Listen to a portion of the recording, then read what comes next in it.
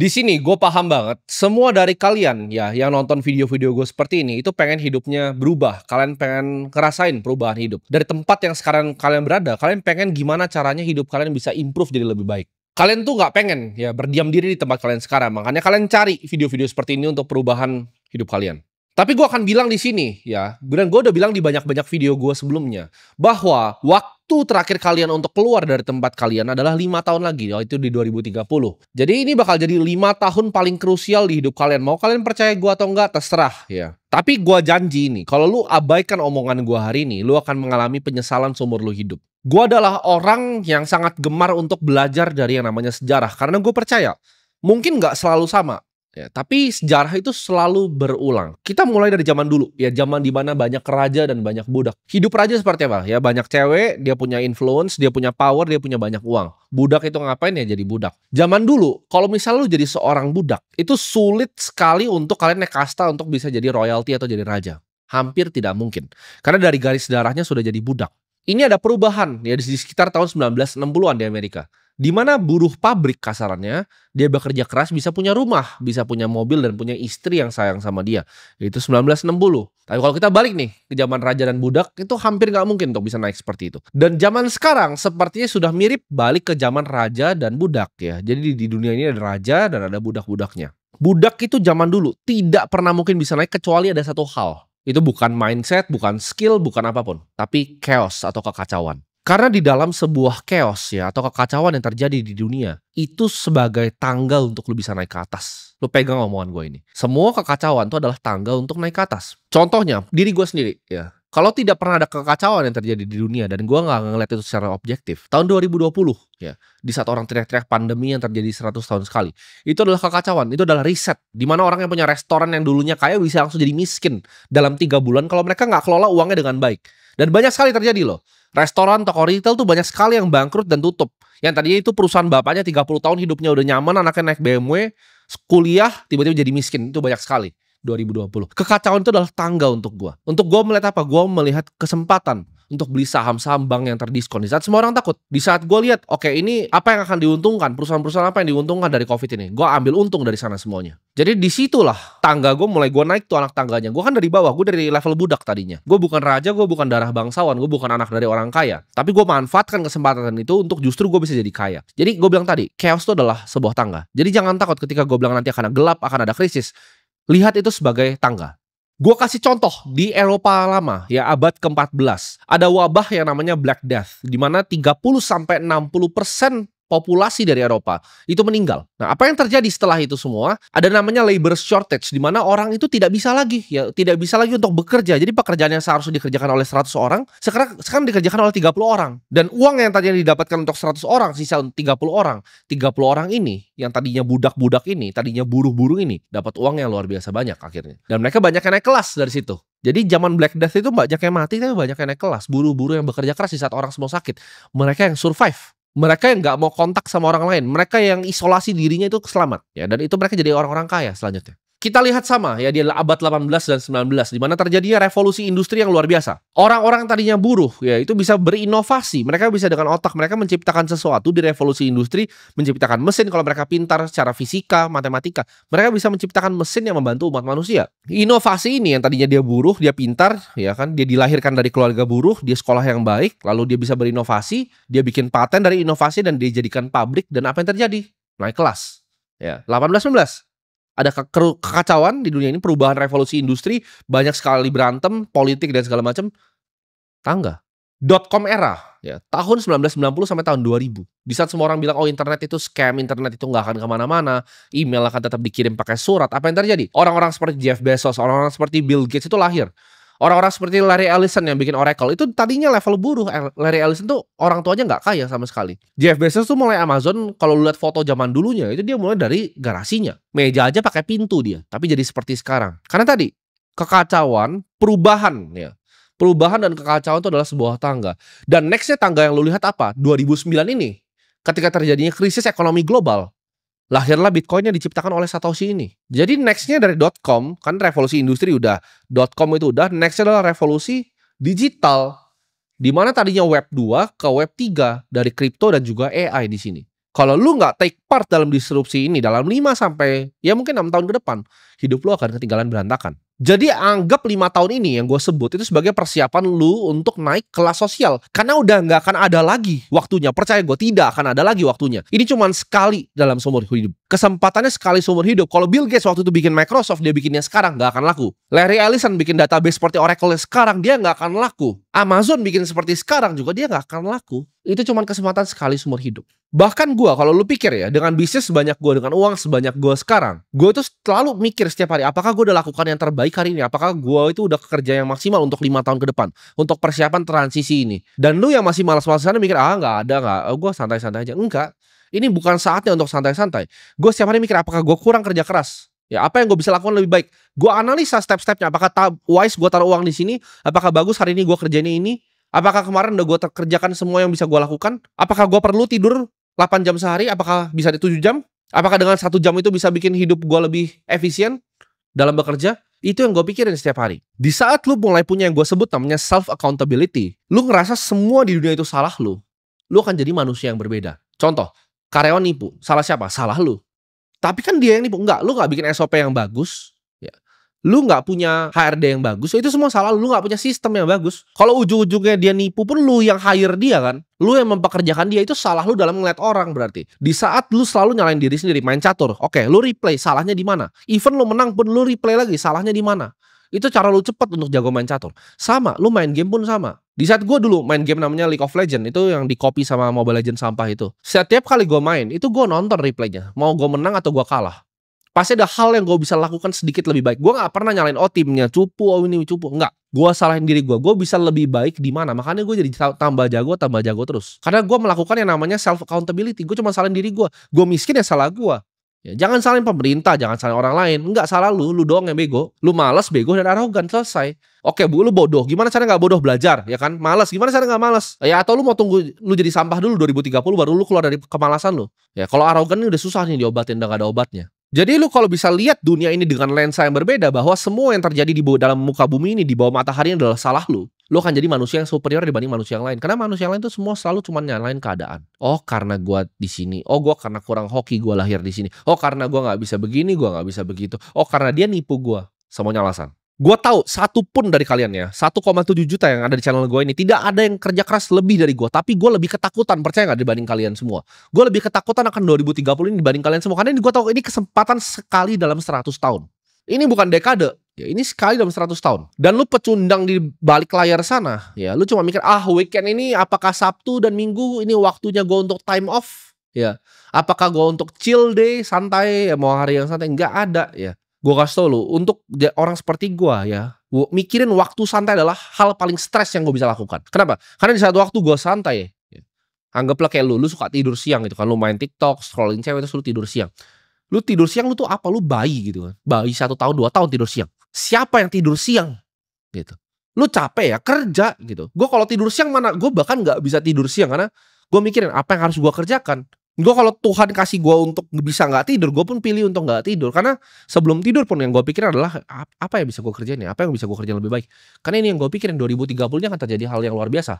Gitu. Kalau gue nggak persiapkan dengan baik, gue nggak bekerja sekuat tenaga, gue 10 tahun kerja, 1 hari pun skip itu nggak ada. 1 hari pun mau lu bilang gue, lu harus nggak pernah ada 1 hari mana gue skip nggak kerja. Untuk lu survive ya, lu jangan kira dunia ini seperti apa yang lu kira. Ya, ini beda nih. Ada konstruk sosial. Jadi gue bagi manusia ini, ada 2 topeng. Ada konstruk sosial, ada binatangnya, ada hewannya. Dunia ini adalah hutan rimba. Antara lu berburu atau lu diburu. Antara lu hunt atau lu get hunted. Jadi nggak ada di tengah. Jangan lu campurin nih konstruk sosialnya, orang saling menolong, tolong menolong, ini nggak ada. Ini hutan rimba. Antara gua buru lu atau lu buru gua. That's it. That's what happening. Banyak yang masih bingung. Oke, gua udah tahu nih 2030 gini. 5 tahun persiapan gua apa? Gua udah bilang berkali-kali. Ya kan? Ini gue persimpel lagi. Fokus di 2 hal. 1 fokus di kripto, kedua fokus di AI. Lu fokus di sini, hidup lu akan selamat. Lu nggak fokus di sini, lu akan digantikan sama 2 ini. Ini yang akan jadi tangganya gitu. Kripto ini akan jadi tangganya untuk lu nanti naik ketika hal-hal terjadi yang jelek itu datang di dunia ini. Tapi masih ada lu semua ya, dengan kehidupan lu yang miskinnya, yang masih tinggal sama mak lu di umur 40 tahun itu. Lu masih mikir, oh dia ini currency-nya currency bohongan. Enggak. Lu terlalu arogan dan terlalu miskin. Lu kira lu lebih pintar gitu dari presidennya US, enggak. Donald Trump tuh umur 34 tahun udah bangun gedung mencakar langit, Trump Tower. Dia udah jadi real estate mogul, punya beberapa kasino, umur 34 dia udah punya 3 kasino. Terus lu masih pikir, "Oh enggak lah, ini kripto ini scam," lu yang terlalu bodoh, ya. Kalian mungkin ada yang skeptis gitu kan, atau ekonom dosen-dosen di sini yang mungkin ya kurang pintar lah ngomong. "Oh ini apakah inflasi 15%? Masa sih, bukan begitu," ya kan. Lu tuh kira gua itu kayak mau takut-takutin lu soal inflasi, gua beneran peduli sama lu soal inflasi. Ini gua kasih tahu ya di sini ya, gua cinta sama inflasi. Nah, bingung nggak lu? Saya sangat sangat sangat cinta dengan inflasi. Kenapa? Lu bayangin deh, lu jadi orang yang cetak uang, oke? Jangan jadi gua, jadi orang yang cetak uang. Apa yang lu mau di dunia ini? Ya inflasi lah. Lu yang bikin uangnya, lu tinggal beliin aset-asetnya. Karena inflasi, artinya inflasi apa sih? Barang yang lu pakai dan lu beli kan makin mahal, ya nggak? Jangan bilang gua takut-takutin lu. Ini untuk kebaikan lu sendiri. Kalau gua sih senangnya inflasi kalau bisa 50%. Kenapa? Karena semua asetnya punya gua, propertinya punya gua, tanahnya punya gua, emasnya gua punya, bitcoinnya gua punya, aset punya gua. Lu punyanya apa? Punyanya cash. Itu yang kena orang kayak lu, yang cuma digaji bulan ke bulan, gitu. Jadi inflasi itu bukan hal jelek buat gue. Lu jangan mikir kayak gue tuh anti inflasi, kagak, gue cinta sama inflasi. Kalau bisa please ayo inflasi 20% biar miskin semuanya gitu kan. Karena kalau lu punya aset yang lu pengen adalah inflasi. Lu punya gedung nih, yang lu pengen adalah apa? Inflasi. Lu punya misalnya apa? Apartemen, service apartemen 30 unit, lu maunya apa? Inflasi.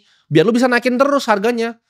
Mereka kerja kayak buruh ya kan, dengan gaji UMR-nya itu, terus bayarin lu naikin terus harganya. Lu punya nih 100 rumah nih, ya gua kontrakin semua 100 rumah gua ke orang-orang kayak lu, gitu kan.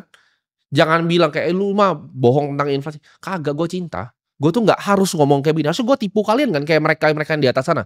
Mereka tipu kalian inflasi 3% kan, karena mereka tahu itu 15 dan itu bagus untuk mereka. Itu kenapa mereka tipu kalian. Oh enggak, datanya inflasi 3% itu buat tipu kalian. Kalau gue nih ngomong apa adanya gitu. Inflasi itu justru bagus untuk separasi gap antara si kaya dan si miskin. Karena inflasi akan sangat menguntungkan orang yang paling banyak asetnya. Yang paling banyak bitcoinnya akan sangat diuntungkan dengan inflasi. Sekarang per hari ini 1,7 miliar buat lu semua yang arogan. 1,7 miliar loh. Diingetin berapa? 300 juta. Gue beli dari berapa? Dari 9 juta. Sekarang 1,7 miliar. Inflasi kan? Thank you mesin pencetak uang. Ayo dong cetak terus uangnya. Karena biar gue makin kaya, separasi gapnya makin jauh. Ini gue yang begini udah tahu begini aja gue 2030 ketakutan, gimana kalian? Gue cukup kasih tahu, oke, kalau inflasi ada aset apa sih yang bisa tahan di muka bumi ini? Cuman 2 bos. Saham tuh bisa dibikin ulang. Orang gue punya gue emiten nih, gue bisa right issue, gue repo, gue nggak guna. Saham tuh nggak guna. Lu cuma memperkaya yang punya sahamnya. Bandar saham tuh nggak ada, nggak eksis. Bandar saham tuh owner sahamnya sendiri. Kenapa gue tahu? Ya gue kenal semuanya, owner emiten. Gue tahu caranya bekerja gimana. Gue sebagai CFO nih, gue punya fiduciary duty ketika lu beli saham gue bajak untuk gue right issue lagi sahamnya nanti untuk gue kembangin perusahaan gue. Gue tinggal cetak lagi nanti sahamnya. Saham tuh bisa dicetak lagi sama persis kayak fiat, gak ada bedanya. Lu harus beli hard asset. Hard asset tuh di muka bumi nih cuman 2 yang menurut gue worth it. 1 itu adalah Bitcoin, 2 adalah properti di tempat yang orang banyak sekali mau. Contohnya properti di Tokyo, properti di The Palm, properti di Manhattan. Ya di Jakarta mungkin beberapa lah ya kan. Yang orang mau mungkin Pondok Indah, mungkin Menteng. Tapi itu pun harganya udah ke diskon semua sekarang. Orang udah nggak semau itu beli rumah di Pondok Indah. Gue kemarin agentnya tawarin gue terus, nih BU bang, 120M lu mau nggak ambil 80M karena ini mau cerai. Gue ini BU semua gitu. Jadi opsinya mana kalau di sini? Mungkin di Bali, certain tanah yang di Canggu itu mungkin oke. Tapi kan lu tidak punya akses seperti itu. Lu cuma bisanya beli Bitcoin. Ya beli itu kan udah gue kasih 2 nih, Bitcoin atau properti langka. Dan gue tahu orang-orang yang nonton sini 1,7 juta yang mungkin bisa beli properti langka itu paling cuma 10. Cuman 10 dari 1,7 juta yang nonton ini channel gue. Silahkan lu lakukan riset sendiri. Apa aset yang bisa ngalahin inflasi? Tinggal pakai otak kan. Aset apa yang orang mau beli lebih mahal. Dan hati-hati ketika Bitcoin harganya naik. Nah ini hati-hati banget kalian. Apalagi kalian pengusaha-pengusaha yang masih kecil bisnisnya. Ketika lu mau permodalan dari usaha akan sulit. Kenapa? Karena investor ntar otaknya kayak gue, mending gue taruh di Bitcoin, ngapain gue kasih ke lu? Oh gue ada startup nih, gue orang humble nih, ya kan? Gue dulu apa nggak makan 3 hari, sekarang gue bikin pakan ikan, ya kan? Gue kasih nama keren-keren, bikin aplikasinya. Kamu mau nggak taruh 3 triliun ke aku? Terus aku tipu kamu, ya gitu kan jadinya. Yang sok-sok humble semua itu mau bikin sayur-sayuran, mau bikin apa? Isinya apa? Hilang semua duit investornya. Investor ntar tambah pintar, venture capital, private equity akan mikir, ya wes lah. Ini duit LP gue udah pada hilang, gue beliin hard asset Bitcoin. Itu mampus lu semua. Lu mau bikin usaha susah, nanti nggak ada permodalan. Lu mau beli Bitcoin, semua orang udah mau belinya itu tambah mahal. Kayak sekarang tambah mahal kan. 1,3 miliar terakhir gue baca di sini. Sekarang 1,7 miliar. Lu kapan mau belinya? Nggak mau beli ya OS gitu kan. Lanjutin dong. Tadi bilang, oh gue sales Bitcoin, suka-suka lu lah. Inflasi itu angin segar untuk kaya dan untuk orang miskin tuh kayak pisau yang nusuk ke jantung lu gitu. Jadi lu jangan ngomong di sini kayak seolah-olah, "Oh gua anti inflasi, gua sangat cinta dengan inflasi." Please inflasi 50%. Kalau bisa hyperinflasi. Gua jadi orang paling kaya di sini. Jadikan 2025 ya, lu nonton video ini lu pause nih, pikir dulu pakai otak lu nih ya. Jadikan tahun 2025 nih, tahun dimana lu ingat seumur hidup. Kenapa? Karena kalau lu nggak mainnya tahun ini, ya, lu nggak ambil kesempatan satu dalam 100 tahun ini, ya dalam beberapa generasi, gue sebutin tadi, Industrial Revolution, itu 100 tahun bos. .com itu dari sono ke sini 100 tahun bos. Di sini ke kripto 100 tahun lagi. Lu nggak mau ambil 100 tahun sekali ini. Nanti ini gue sumpah ya, itu cucu lu ya kan, lu punya anak nih, ya anak lu punya anak, cucu lu akan tanya nih ke emaknya, "Mak, kok kakek kita waktu itu pas lagi Bitcoin masih 1,7 miliar kok dia nggak mau beli ya?" Anak lu sendiri, emak dari cucu lu tuh kan ngomong seperti ini, "Iya nak, ini dulu kakek kamu tuh bodoh," gitu. Jadi ada orang namanya Timothy, dia sekarang udah punya itu nak, yang kamu lihat tuh di atas sana itu, yang di luar angkasa itu. Itu kapalnya dia. Nah, kakek kamu bilang yang punya kapal itu sales Bitcoin gitu. Jadi kakek kamu nggak percaya sama Bitcoin, dia skeptis. Nah, itu tuh. Udah di atas langit tuh dia. Jangan jadi itu. Lu inget-inget ya 2025 nih. Entar lu replay ulang kalau itu udah kejadian, gue udah punya kapal untuk space exploration gue di atas langit tuh. Kelihatan dari bumi. Nah, lu bakal baru sadar gitu seberapa bodohnya gitu loh. Jangan jadi kakek yang itu, kasihan nanti. Lu punya sekali kesempatan dalam seumur hidup untuk ngubah satu generasi keluarga lu. Cuman lu ntar anak lu, cucu lu makan kecoa, "Ma, kenapa sih kakek goblok nggak beli Bitcoin?" Kakek goblok, bilang Timothy sales Bitcoin waktu itu. Gua kan dokumentasin terus di sini, biar lu yang goblok makin panas gitu kan. Lu berdoa kan, please ada cara yang gampang, nggak ada cara gampang. Lu kerja keras ya, lu beli Bitcoin yang banyak, lu belajarin tentang kripto dan AI, nggak ada cara yang gampang. Gua kasih tahu sini, 2030 itu akan terjadi hyperinflasi di banyak negara. Banyaknya negara akan jadi seperti Venezuela. Karena gue udah prediksi di Argentina peso dari zaman dulu gua, 2 tahun lalu sampai sekarang itu persis prediksi gua. Karena semua ini data, fakta, dan angka. Gue tuh bukan penyihir, gue bukan dukun juga. Mungkin juga by 2030 dengan advancement dari komputer itu akan ada cyber security breakdown di mana banyak bank yang kena hack nanti. Akan ada tensi geopolitik ya 2030 dan juga mungkin perangnya udah beda. Kali ini udah pakai biological warfare ya. Udah mirip seperti yang terjadi di Wuhan kemarin. Lu jangan santai mikir lu akan menang karena lu sekarang hoki nonton video gua ya. Mungkin lu dibanding tetangga lu itu lebih ahead karena lu nontonnya video gua, tetangga lu nontonnya artis goblok gitu. Jadi mungkin lu udah lebih maju. Pemikiran maju sedikit. Tapi kalau lu bandingin lu sama 1,7 juta yang nontonin channel gue ini dan ini rebut-rebutan semuanya ya, itu apakah lu superior atau enggak? Karena ini waktunya sebentar antara lu naik, kayak tadi kan gue bilang budak tuh nggak bisa jadi raja, tapi kalau ada chaos itu bisa, budak bisa jadi raja. Ada perang nih, ya benteng yang lu diserang, lu jadi yang paling berani, lu tusuk-tusukin semua orang, lu jadi kesatria, lu bisa naik kasta. Itu cara cuman satu, buat lu diserang dulu sama orang. Atau lu nyerang orang, lu jadi kesatria gitu kan. Gak ada cara di tengah, gak bisa lu cuman duduk-duduk, ngarit-ngarit padi, terus jadi kaya, gak bisa, gak ada. Lu butuh uangnya sekarang, bukan nanti ya. Belajarnya sekarang. Gue kalau jadi lu, gue akan bakar semua uang gue untuk edukasi, untuk gue belajar. Gue gak ngerti, gue bakar semua uang gue untuk ngerti tentang AI. Gue gak ngerti kripto, gue akan bakar semua uang gue untuk ngerti tentang kripto. Ya. Bahkan di sini gue udah bikin akademinya, gue udah bikin sekolahnya. Lu masih males gitu kan. Kakek dulu skeptis, ya. Kakek skeptis sama Bitcoin. Karena nggak mau belajar di sekolahnya Timothy. Itu sekarang tuh kapal Timothy di atas. Jangan begitu lu nanti. Sedih nanti. Kalian bayangin hidup ini boxing gitu kan. Lu lawan orang yang besar, gede ya. Dia bisa nonjok lu dengan berbagai macam cara. Tapi lu punya satu tonjokan yang lu selalu tonjok dia pakai cara ini, dia pasti mati. Lu mau tau nggak di hidup ini apa tonjokan itu? Jadi orang kaya. Gue setiap kali dapat masalah datang di hidup gue selalu bersyukur. Untung ya Tuhan gue kaya gitu. Masalah apapun yang terjadi. Ya, dari yang simple kayak misalnya pesawat delay. Oh delay, ya wes lah kita charter private jet. Untung gua kaya. Itu, hidup ini pokoknya lu ada masalah apapun. Satu yang bisa fix itu adalah kalau lu jadi orang kaya. Fokus ya selama 365 hari ke depan. Ya, dari hari ini. Fokus. Cari uang sebanyak-banyaknya, pelajarin tentang kripto sedalam-dalamnya, beli Bitcoin sebanyak-banyaknya dan selamatkan keluarga lu dari hyperinflasi. Jangan mau ya jadi orang yang nanti cucu lu lihat lu sebagai kakek lu, bahkan anak lu sendiri ngeliat lu tuh malu. Ya punya bapak kayak lu.